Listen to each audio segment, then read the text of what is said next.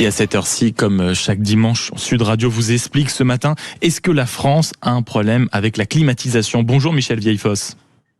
Bonjour Maxime. Merci beaucoup d'être avec nous ce matin. Vous êtes ingénieur, scientifique et auteur de Climat, comprendre sans simplifier. Justement, on va essayer de comprendre avec vous parce qu'on a l'impression qu'à chaque fois qu'on parle de la clim en France, tout de suite on tombe dans de la polémique. On a l'impression de devenir fou. Alors ma question est simple ce matin. Est-ce que oui ou non, la France a un problème avec la climatisation ? La France, elle a un problème avec la canicule qui se passe actuellement, qui n'est pas une fatalité. En fait, c'est la conséquence de nos erreurs. On pourrait rafraîchir nos villes et au lieu de les rafraîchir, on jette l'eau à la mer, dans les égouts, dans les rivières. Quand vous avez un orage, les campagnes baissent leur température de 10 degrés. Les villes ne se rafraîchissent absolument pas parce qu'on n'utilise plus l'évaporation naturelle. Donc tout le problème, il est là, c'est d'utiliser au maximum l'évaporation naturelle. Mais on a l'impression que la climatisation, quand même, quand on l'évoque, est devenue un sujet idéologique, presque moral. Est-ce que vous, l'ingénieur, le scientifique, vous avez aussi ce ressenti, cette impression ? Oui, tout à fait. En France, il y a une obsession pour le CO2, mais on émet moins de CO2 que les autres pays et on a un réchauffement qui est 1 degré supérieur aux autres pays. Donc, il faut expliquer pourquoi. Et pourquoi ? C'est parce qu'on altère les sols et en particulier, on empêche l'évaporation naturelle. Donc, le problème, il est là. Et alors, il y a des villes qui font des aménagements, mais elles ne le font pas toujours bien parce qu'elles n'ont pas compris qu'il fallait laisser cette évaporation naturelle. Et l'argument qu'on entend partout, notamment sur ce sujet, notamment de l'ADEME, c'est cette fameuse agence de la transition écologique, on entend dire que plus de clim, c'est forcément plus des réchauffements climatiques et donc plus de CO2, la fameuse obsession que vous décrivez à l'instant, Michel Vieillefosse. Est-ce que c'est vrai ou est-ce que c'est quand même beaucoup plus compliqué dans la réalité ? Oui, c'est vrai, les climatiseurs, ils envoient des bouffées de chaleur. Quand vous allez dans une ville américaine, vous recevez des bouffées de chaleur en vous promenant. Alors, la question, c'est qu'est-ce qu'il faut faire maintenant ? On ne peut pas rester les bras ballants. On a indiscutablement besoin de climatisation dans les transports, dans les métros, dans les hôpitaux. Mais pour le reste, créons des villes basse température, revégétalisons nos cités et à ce moment-là, nos cités sauront réagir quand il y a une vague de chaleur qui vient du Sahara. C'est ça qu'il faut faire. Et on va y venir à ce plan de végétalisation et de réflexion, notamment pour les grandes villes. C'est celles qui sont actuellement le plus touchées par ces chaleurs caniculaires.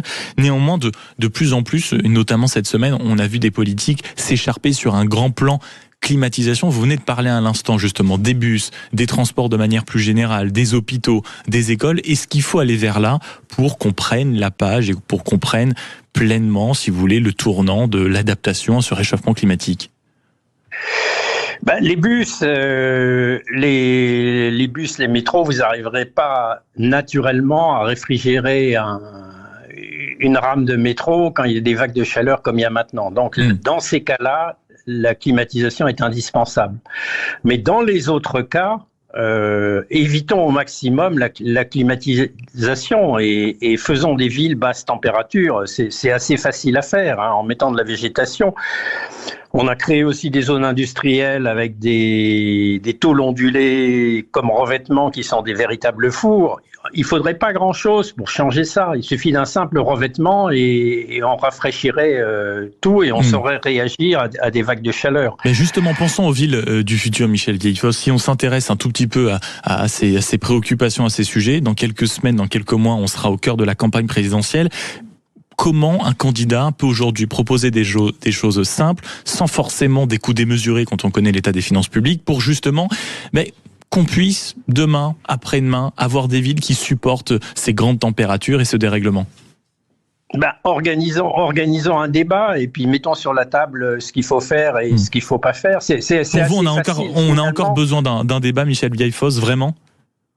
On peut pas débattre. Moi, j'essaye d'intervenir et tout, mais il y a un blocage total. Les gens refusent le débat scientifique. Donc, le problème, il est là aussi. Donc, expliquons comment ça marche, et puis une fois qu'on aura fait le bon diagnostic, on prendra les bonnes mesures. Et les bonnes mesures, elles coûtent pas très cher. Si vous deviez donner, Michel Vieillefosse, parce que c'est l'argument à chaque fois qu'on sort dès qu'on parle des mesures à prendre pour justement se préparer à ces vagues qui seront, on le sait, de plus en plus fortes et de plus en plus puissantes, les quelques mesures à prendre qui ne coûteraient pas, on va dire, un argent démesuré. Par exemple, moi je me promenais dans le 15e la semaine dernière. On commence à mettre des îlots de végétation au milieu des trottoirs. Donc l'idée au départ, elle est bonne. Sauf que ces îlots, ils sont mis sur un piédestal et que quand il y a des précipitations, l'eau, elle part directement à l'égout et elle va pas dans les îlots. Il suffirait de pas grand-chose. Il faut les mettre en dessous du niveau du trottoir. Et à ce moment-là, si vous les mettez en dessous du niveau du trottoir, la précipitation coule dans l'îlot et après, tout ça va s'évaporer. Donc en fait, il faut juste penser de manière un peu différente et être un tout petit peu peut-être plus créatif justement pour se préparer aux prochains enjeux. Merci beaucoup Michel Vieillefosse d'avoir été avec nous ce matin, ingénieur, scientifique et auteur de Climat. Comprendre sans simplifier ce que la climatisation est un problème en France. On a quand même compris dans le sous-texte que ça n'était pas la chose la plus évidente, surtout quand on voulait en parler d'un point de vue scientifique. En tout cas, on n'a pas fini d'en parler de cette climatisation. Hélas, j'ai envie de dire, il est 7h58, on se retrouve dans une poignée de secondes sur Sud Radio. Les informations, bien sûr, la revue de presse et le journal des sports. À tout de suite.